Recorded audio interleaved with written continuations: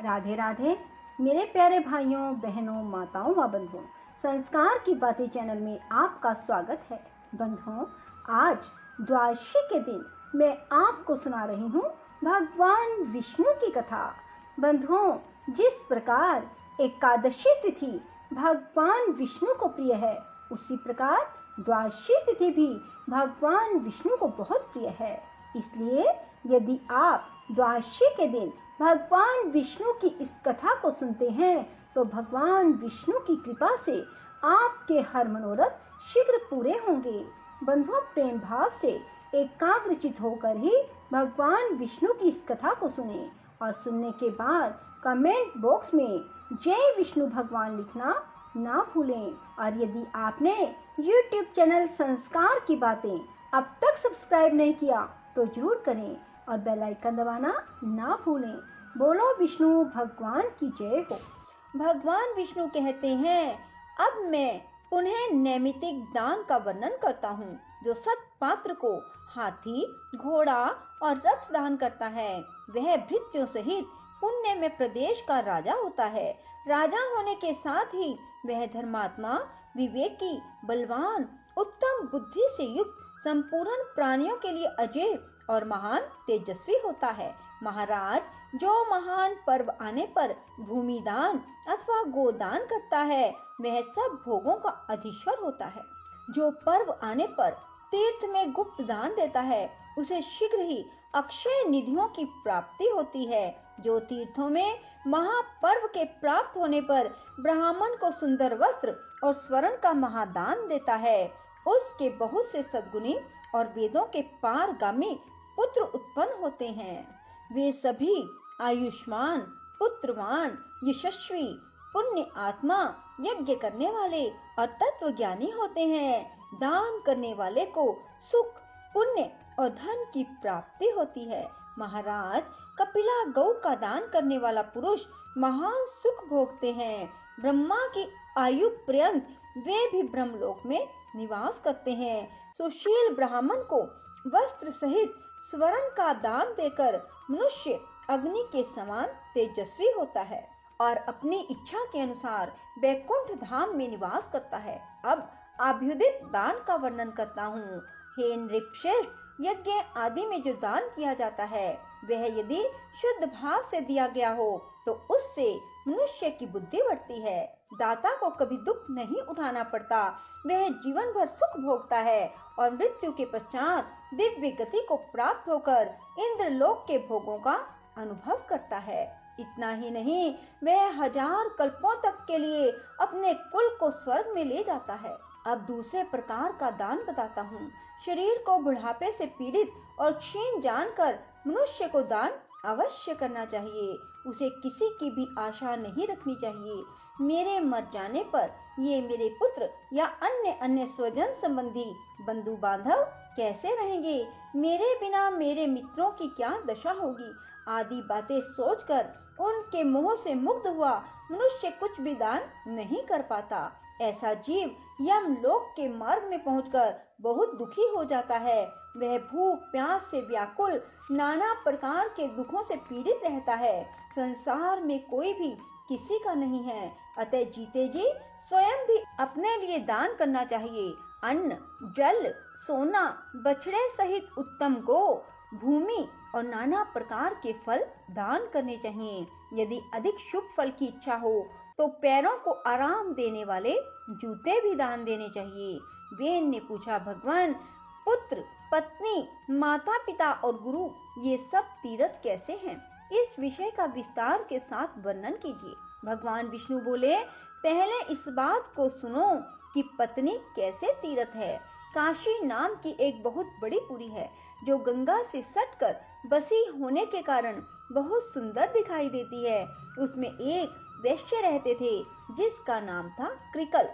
उनकी पत्नी परम साध्वी, उत्तम व्रत का पालन करने वाली थी। वह सदा धर्म आचरण में रत और पतिव्रता थी। उसका नाम था शुक्ला। शुक्ला के अंग पवित्र थे। वह सुयोग्य पुत्रों की जननी, सुंदरी, मंगलमयी, सत्यवादिनी, शुभा और शुद्ध स्वभाव वाली थी। उसकी आकृति देखने में बड़ी मनोहर थी। व्रतों का पालन करना उसे अत्यंत प्रिय था। इस प्रकार वह मनोहर मुस्कान वाली सुंदरी अनेक गुणों से युक्त थी। वे वैश्य भी उत्तम वक्ता, धर्मज्ञ, विवेक संपन्न और गुणी थे। वैदिक और पौराणिक धर्मों के श्रवण में उनकी बड़ी लगन थी। उन्होंने तीर्थ यात्रा के प्रसंग में यह सब बात सुनी थी कि तीर्थों का सेवन बहुत पुण्यदायक है। वहां जाने से पुण्य के साथ ही मनुष्य का कल्याण ही होता है। इस बात पर उनके मन में श्रद्धा तो थी ही, ब्राह्मणों और व्यापारियों का साथ भी मिल गया। इससे वे धर्म के मार्ग पर चल दिए। उन्हें जाते देख उनकी पतिव्रता पत्नी पति के स्नेह से मुक्त होकर बोली। शुक्ला ने कहा, प्राणनाथ, मैं आपकी धर्म पत्नी हूँ, अतः आपके साथ रहकर पुण्य करने का मेरा भी अधिकार है। मैं आपके मार्ग पर चलती हूँ। इस सद्भाव के कारण मैं कभी आपको अपने से अलग नहीं कर सकती। आपकी छाया का आश्रय लेकर मैं पातिव्रत्य के उत्तम व्रत का पालन करूंगी। जो नारियां पाप का नाशक और उन्हें सद्गति प्रदान करने वाला है, जो स्त्री पति परायणा होती है, वह संसार में पुण्यमयी कहलाती है। युवतियों के लिए पति के सिवा दूसरा कोई तीर्थ नहीं, जो इस लोक में सुखद और परलोक में स्वर्ग और मोक्ष प्रदान करने वाला है। साधु शेठ, स्वामी के दाहिने चरण को प्रयाग समझिए और बाएं को पुष्कर। जो स्त्री ऐसा मानती है, इसी भावना के अनुसार पति के चरणोदक से स्नान करती है, उसे उन तीर्थों में स्नान करने का पुण्य प्राप्त होता है। इसमें तनिक भी संदेह नहीं। स्त्रियों के लिए पति के चरणोदक का अभिषेक प्रयाग और पुष्कर तीर्थ में स्नान करने के समान है। पति समस्त तीर्थों के समान है। पति संपूर्ण धर्मों का स्वरूप है। यज्ञ की दीक्षा लेने वाले पुरुष को यज्ञों के अनुष्ठान से जो पुण्य प्राप्त होता है, वही पुण्य साध्वी स्त्री अपने पति की पूजा करके तत्काल प्राप्त कर लेती है। अतः प्रियतम, मैं भी आपकी सेवा करती हुई तीर्थों में चलूंगी और आपकी ही छाया का अनुसरण करती हुई लौट आऊंगी। कृकल ने अपनी पत्नी के रूप, शील, गुण, भक्ति और सुकुमारता देखकर बारंबार उस पर विचार किया। यदि मैं अपनी पत्नी को साथ ले लूं, तो मैं तो अत्यंत दुखदायी दुर्गम मार्ग पर भी चल सकूंगा, किंतु वहां सर्दी और धूप के कारण इस बेचारी का तो हुलिया ही बिगड़ जाएगा। रास्ते में कठोर पत्थरों से ठोकर खाकर इसके कोमल चरणों को बड़ी पीड़ा होगी। उस अवस्था में इसका चलना असंभव हो जाएगा। भूख प्यास से जब इसके शरीर को कष्ट पहुंचेगा, तो ना जाने इसकी क्या दशा होगी। यह सदा मुझे प्राणों से भी बढ़कर प्रिय है। नित्य निरंतर मेरे गृहस्थ धर्म का भी यही एक आधार है। यह बाला यदि मर गई, तो मेरा तो सर्वनाश ही हो जाएगा। यही मेरे जीवन का अवलंबन है, यही मेरे प्राणों की अधीश्वरी है। मैं इसे तीर्थों में नहीं ले जाऊंगा, अकेला ही यात्रा करूंगा। वह सोचकर उन्होंने अपनी पत्नी से कहा, मैं तेरा कभी त्याग नहीं करूंगा। वे बिना बताए चुपके से अपने साथियों के साथ चले गए। महाभाग कृकल बड़े पुण्य आत्मा थे। उनके चले जाने पर सुंदरी शुक्ला देव आराधन की बेला में पुण्यमय प्रभात के समय जब सोकर उठी, उसने स्वामी को घर में नहीं देखा। फिर तो वह हड़बड़ाकर उठ बैठी और अत्यंत शोक से पीड़ित होकर रोने लगी। वह बाला अपने पति के साथियों के पास जाकर पूछने लगी, महाभागगण, आप लोग मेरे बंधु हैं। मेरे प्राणनाथ कृकल मुझे छोड़कर कहीं चले गए। यदि आपने उन्हें देखा हो तो बताइए। जिन महात्माओं ने मेरे पुण्य आत्मा स्वामी को देखा, वे मुझे बताने की कृपा करें। उसकी बात सुनकर जानकर लोगों ने उससे परम बुद्धिमान कृकल के विषय में इस प्रकार कहा, शुभे, तुम्हारे स्वामी कृकल धार्मिक यात्रा के प्रसंग से तीर्थ सेवन के लिए गए हैं। तुम शोक क्यों करती हो? भद्रे, वे बड़े बड़े तीर्थों की यात्रा पूरी करके लौट आएंगे। राजन, विश्वासी पुरुषों के द्वारा इस प्रकार विश्वास दिलाए जाने पर शुक्ला पुनः अपने घर में गई और करुण स्वर से फूट फूट कर रोने लगी। वह पति परायणा नारी थी। उसने यह निश्चय किया कि जब तक मेरे स्वामी लौटकर नहीं आएंगे, तब तक मैं भूमि पर चटाई पर सोऊंगी। घी, तेल, दूध, दही नहीं खाऊंगी। पान और नमक भी त्याग दूंगी। गुड़ और मीठी वस्तुओं को भी छोड़ दूंगी। जब तक मेरे स्वामी पुनः यहाँ आगमन नहीं करेंगे तब तक एक समय भोजन करूंगी अथवा उपवास करके रह जाऊंगी। इस प्रकार नियम लेकर शुक्ला बड़े दुख से जीवन बिताने लगी। उसने एक वेणी धारण करना आरंभ कर दिया। एक ही अंगिया से वह अपने शरीर को ढकने लगी। उसका वेश मलिन हो गया। वह एक ही मलिन वस्त्र धारण करके रहती। अत्यंत दुखित हो लंबी सांस खींचती हुई हाहाकार किया करती थी। विरह अग्नि से दग्ध होने के कारण उसका शरीर काला पड़ गया, उस पर मैल जम गया। इस तरह दुखमय आचार का पालन करने से वह अत्यंत दुबली हो गई। निरंतर पति के लिए व्याकुल रहने लगी। दिन रात रोती रहती। रात को उसे कभी नींद नहीं आती थी, ना भूख लगती थी। शुक्ला की यह अवस्था देखकर उसकी सहेलियों ने आकर पूछा, सखी शुक्ला, तुम इस समय क्यों रो रही हो? सुमुखी, हमें अपने दुख का कारण बताओ। शुक्ला बोली, सखियों, मेरे धर्म परायण स्वामी मुझे छोड़कर धर्म कमाने गए हैं। मैं निर्दोष साध्वी, सदाचार परायणा और पतिव्रता हूँ। फिर भी मेरे प्राणाधार मेरा त्याग करके तीर्थ यात्रा कर रहे हैं। इसी से मैं दुखी हूँ। उनके वियोग से मुझे बड़ी पीड़ा हो रही है। सखी, प्राण त्याग देना अच्छा है, किंतु प्राणाधार स्वामी का त्यागना कदापि अच्छा नहीं है। प्रतिदिन का यह दारुण वियोग अब मुझसे नहीं सहा जाता। सखियों, यही मेरे दुख का कारण है। नित्य के विरह से ही मैं कष्ट पा रही हूँ। सखियों ने कहा, बहन, तुम्हारे पति तीर्थ यात्रा के लिए गए हैं। यात्रा पूरी होने पर लौट आएंगे। तुम व्यर्थ ही शोक कर रही हो, वृथा ही अपने शरीर को सुखा रही हो तथा अकारण ही भोगों का परित्याग कर रही हो। अरे, मौज से खाओ पियो, क्यों कष्ट उठाती हो? कौन किसका स्वामी, कौन किसका पुत्र और कौन किसके सगे संबंधी है? संसार में कोई किसी का नहीं, किसी के साथ भी नित्य संबंध नहीं है। बाले, खाना पीना और मौज उड़ाना, यही इस संसार का फल है। मनुष्य के मर जाने पर कौन इस फल का उपभोग करता है?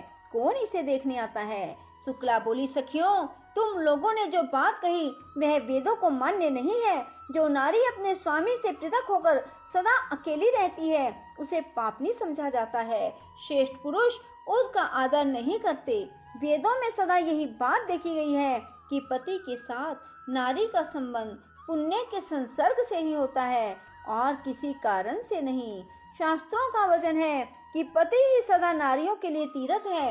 इसलिए स्त्री को उचित है कि वह सच्चे भाव से पति सेवा में प्रवृत्त होकर प्रतिदिन मन, वाणी, शरीर और क्रिया द्वारा पति का ही आवाहन करे और सदा पति का ही पूजन करे। पति स्त्री का दक्षिण अंग है, उनका वाम पार्श्व है, पत्नी के लिए महान तीर्थ है। गृहस्थ नारी पति के वाम भाग में बैठकर दान, पुण्य और यज्ञ करती है, उसका बहुत बड़ा फल बताया गया है।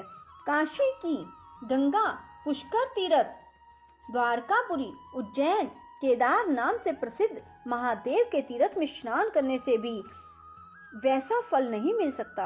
यदि स्त्री अपने पति को साथ लिए बिना ही कोई यज्ञ करती है तो उसे उसका फल नहीं मिलता। पतिव्रता स्त्री उत्तम सुख, पुत्र का सौभाग्य, स्नान, दान, वस्त्र, आभूषण, सौभाग्य, रूप, तेज, फल, यश, कीर्ति और उत्तम गुण प्राप्त करती है। पति की प्रसन्नता से उसे सब कुछ मिल जाता है, इसमें तनिक भी संदेह नहीं है। जो स्त्री पति के रहते हुए उसकी सेवा को छोड़कर दूसरे किसी धर्म का अनुष्ठान करती है उसका वह कार्य निष्फल होता है। लोक में वह व्यभिचारिणी नहीं होती। नारियों का यौवन, रूप, जन्म सब कुछ पति के लिए होते हैं। इस भूमंडल में नारी की प्रत्येक वस्तु उसके पति की आवश्यकता पूर्ति का साधन है। जब स्त्री पतिहीन हो जाती है तब उसे भूतल पर सुख, रूप, यश, कीर्ति और पुत्र कहाँ मिलते हैं? वह तो संसार में परम दुर्भाग्य और महान दुख भोगती है। पाप का भोग ही उसके हिस्से में पड़ता है। उसे सदा दुखमय आचार का पालन करना पड़ता है। पति के संतुष्ट रहने पर समस्त देवता स्त्री से संतुष्ट रहते हैं। ऋषि और मनुष्य भी प्रसन्न रहते हैं। राजन, पति ही स्त्री का स्वामी, पति ही गुरु, पति ही देवताओं सहित उसका इष्ट देव और पति ही तीर्थ एवं पुण्य है। पति के बाहर चले जाने पर यदि स्त्री श्रृंगार करती है तो उसका रूप वरन सब कुछ भार रूप हो जाता है। पृथ्वी पर लोग उसे देखकर कहते हैं, यह निश्चय ही व्यभिचारिणी है। इसलिए किसी भी पत्नी को अपने सनातन धर्म का त्याग नहीं करना चाहिए। सखियों, इस विषय में एक पुराना इतिहास सुना जाता है, जिसमें रानी सुदेवा के पापनाशक एवं पवित्र चरित्र का वर्णन है। बोलो विष्णु भगवान की जय हो। राधे राधे। जय श्री कृष्णा। बंधुओं, यदि आपको हमारी वीडियो पसंद आए तो इसे लाइक करें और शेयर भी जरूर करें। धन्यवाद।